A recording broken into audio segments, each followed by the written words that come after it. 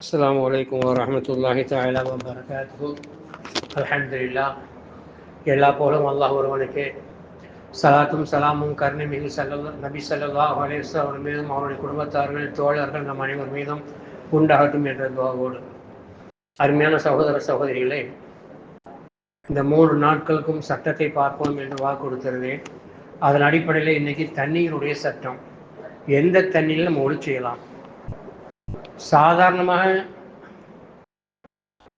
ஒளி செய்யக்கூடியது எந்த தண்ணீர் அப்படின்னு கேட்டாக்கா, கடல் தண்ணீரில் ஒளி செய்யலாம்.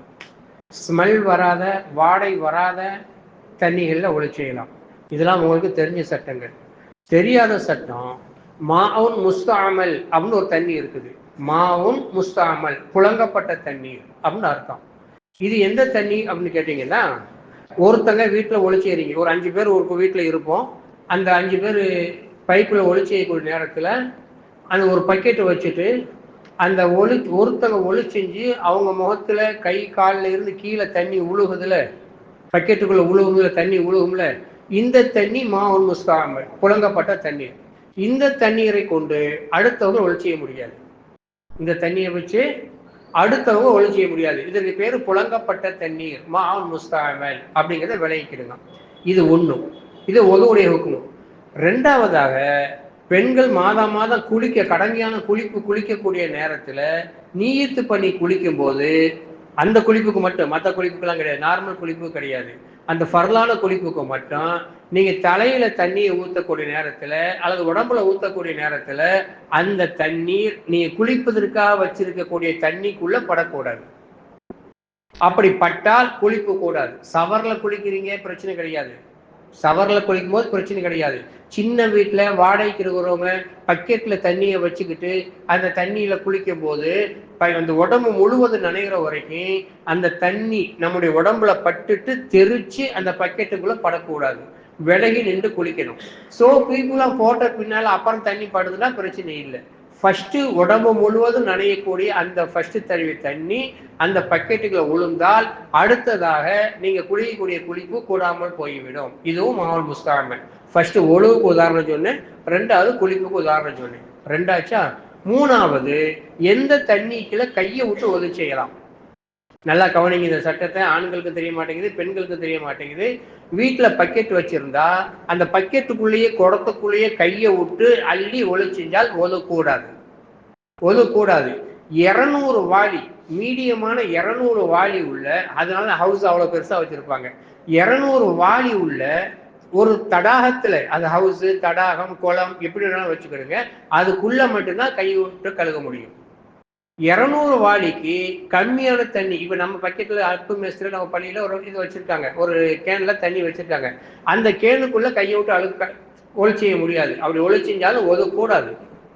நீங்க ஒளி செஞ்ச தண்ணி அதுக்குள்ள போட்டீங்கன்னா மற்ற பேருக்கும் ஒளி போடாமல் போயிடும். அப்ப அள்ளி தான் கழுகணும். ஒரு சின்ன ஜக்கோ கிளாஸைய வச்சு, ஒரு பாத்திரத்தை வச்சு அந்த தண்ணி அள்ளி தான் ஒளி செய்யணும் அப்படிங்கிறத கவனத்துல கொள்ளுங்க.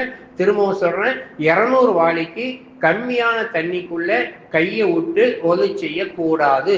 200 வாளிக்கு மேல இருந்தா தான் ஹவுஸுடைய அளவு. ஹனஃபி மதபுல 40 முழம் இருக்கணும், ஷாஃபி மதபுல 200 வாளி இருக்கணும் குறைஞ்சது. அப்பதான் கையை உள்ள விட்டு கழுகலாம். இந்த ஹுக்மை நல்லா தெரிஞ்சுக்கிடுங்க, சரியா? அப்ப தண்ணீரை பத்தி சொல்லும் போது, குளிக்கும் போதும் ஒது செய்யும் போதும் மாவுன் முஸ்தாமல், புழங்கப்பட்ட தண்ணீர் எது என்பதை நீங்க விளங்கிக் கொள்ள வேண்டும். ரெண்டாவது, கையை விட்டு கழுகக்கூடிய நேரத்துல 200 வாளி குறைவான தண்ணீருக்குள்ள கையை விட்டு கழுக முடியாது. மூணாவதான ஒரு சட்டத்தை விளங்கிக்கிறங்க. ஒழுவினுடைய ஃபர்லுன்னு இருக்கு. ஒழுவினுடைய ஃபர்லு, ஒரு தடவை முகத்தை கழுகி, ஒரு தடவை கையை கழுகி, லேசாக மசாஜ் செய்து, ஒரு தடவை காலை கழுவினால் ஒழு கூடிவிடும். இப்ப எப்ப தேவைப்படும்டா, இப்ப நீங்க ஊர்ல இருந்து வர்றீங்க, கேரளாவில இருந்து மதுரையில இருந்து வர்றீங்க, மெட்ராஸுக்குள்ள வரக்கூடிய சுபு தாம்பரத்துக்கு முன்னாலேயே வக்து முடிய போகுதுங்கிற காலகட்டத்துல உங்கள் கையில் உள்ள வாட்டர் பாட்டில் இருந்துச்சுன்னா, அரை பாட்டில் இருக்க ஒரு நேரத்துல அந்த நேரத்துல அந்த பாட்டில் தண்ணியை வச்சு பஸ்லயே உட்கார்ந்துக்கிட்டு அப்படியே லேசா ஒரு தடவை முகத்தை, ஒரு தடவை கையை, ஒரு தடவை மசகு, ஒரு தடவை காலை கழுவிட்டீங்கன்னா ஒழு கூடிவிடும். ஸல்லல்லாஹு அலைஹி வஸல்லம் ஒரு தடவை கழுவினாங்க ஹதீஸ் இருக்கு, 2 தடவை கழுவினாங்க ஹதீஸ் இருக்கு. மூணாவது ஹதீஸ் உஸ்மான் ரலியல்லாஹு தஆலா அன்ஹு அறிவிக்கக்கூடிய ஹதீஸ். அந்த ஹதீஸ்ல உஸ்மான் ரலியல்லாஹு தஆலா அறிவிக்கிறாங்க, அல்லாஹ்வுடைய ரசூல் நான் சொல்ல கேட்டேன், எவர் 3 தடவை முகத்தை கழுகி 3 தடவை கைகளை கழுகி தலைக்கு 1 தடவை மசகு செய்து 4 தடவை 3 தடவை கால்களை கழுகிறாரோ அதற்கு பின்பு அவர் 2 ரக்காத் தொழுதார் என்று சொன்னால் அவருடைய முன் பாவங்கள் அனைத்தும் மன்னிக்கப்பட்டுவிடும். இது உஸ்மான் இப்னு கனி ரலியல்லாஹு தஆலா அன்ஹு அறிவிக்கக்கூடிய ஹதீஸ். இந்த ஹதீஸை ஃபாலோ பண்ணி தான் நம்ம இன்னைக்கு 3 தடவை ஒலு செஞ்சுட்டு இருக்கோம். ஆனால் ஒரு தடவை ஒலு செஞ்சால் ஒலு கூடிடும். 3 தடவை ஒலு செய்யறது சுன்னத்து. 3 தடவை ஒலு செய்யறது சுன்னத்து. இதை விளங்கிக்கிட்டீங்களா?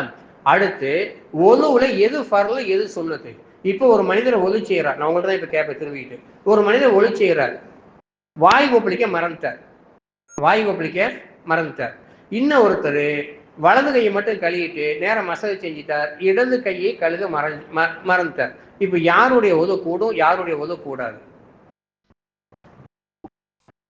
கேள்வி சரியா? ஒருத்தர் வாய் கொப்பளிக்க மறந்துட்டாருங்க, ஒருத்தர் இடது கையை கழுக மறந்துட்டார். 2 பேருடைய உதவு கூடுமா கூடாதா? தெரியல, சொல்ல தெரியல, சொல்லுங்க. இடது கையை கழுவுனவருடைய ஒது கூடாது. காரணம் என்ன அப்படின்னாக்கா, முகத்தை கழுவது, கையை கழுவது, மசகு செய்வது, 2 கால்களை கழுவது, இந்த 4 தான் ஃபர்லு. இது குர்ஆன்ல வருது.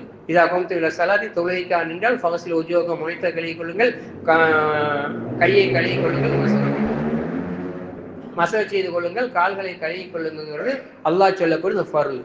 இந்த ஃபர்ல் இல்லாமல் வாயை கொப்பளிப்பது, நாசிக்கு தண்ணீர் செலுத்துவது, 3 முறை கழுகுவது, காலை 3 முறை கழுகுவது, இஸ்திக்பால் கிப்லாவை முன்னோக்கி ஒளி செய்வது, இவைகள் எல்லாமே சுன்னத்து தான், மிஸ்வாக் உட்பட. இதெல்லாம் சுன்னத்து தான். நமக்கு தேவை, ஜமாத் நடந்துட்டு இருக்கு, மூத்த கழிட்டு கையை கழிட்டு காலை கழிட்டு வந்து உட்காந்துடலாம், வந்து அழகா ஜமாத்துல சேர்ந்துக்கலாம். பெருநாள் தொழுகையில் அதுக்கு பகரமான தொழுகை கிடையாது அப்படிங்கிறதுக்காக வேண்டி பெருநாள் தொழுகைலாம் இது அதிகமாக மக்கள் நம்ம சொல்லி கொடுப்போம், ஃபாலோ பண்ணுங்க, வர்றதை வாயை கழிச்சு இதெல்லாம் பண்ணிட்டு இருக்காங்க. ஃபர்ல நிறைவேற்றிட்டு டக்குன்னு ஜமாத்துல வந்து சேர்ந்துக்கிறதுங்க, கடைசி ரக்காத்துலயே வந்து சேர்ந்துக்கிறோம்னு சொல்ற காரணம் என்னன்னா, நம்ம பெருநாள் தொழுகையை விட்டால் வேற பள்ளி தான் தேடணுமே தவிர பகரம் கிடையாது. ஜும்மா விட்டா கூட லொஹர தொழலாம், பெருநாள் தொழுகைக்கு பகரம் கிடையாது அப்படின்னு நீ இது வச்சுக்கிடுங்க. நான் கொஞ்சம் சட்டத்தை சொல்றேன். இன்னும் 2 நாள் இருக்குது. நாளைக்கு தொழுகை நோம்பை, ஒரு நாளைக்கு தொழுகை ஒரு நாளைக்கு நோம்பையும் சொல்லி முடிக்கிறேன். அதனால பெண்களுக்கு இந்த சட்டம், குளிப்புடைய சட்டம் ரொம்ப முக்கியம். இதை நீங்க ஃபாலோ பண்ணுங்க. அல்லாஹ் ரஹ்மத் செய்வான். வாஃபிதவா அல்ஹம்துலில்லாஹி ரப்பில் ஆலமீன். அஸ்ஸலாமு அலைக்கும்.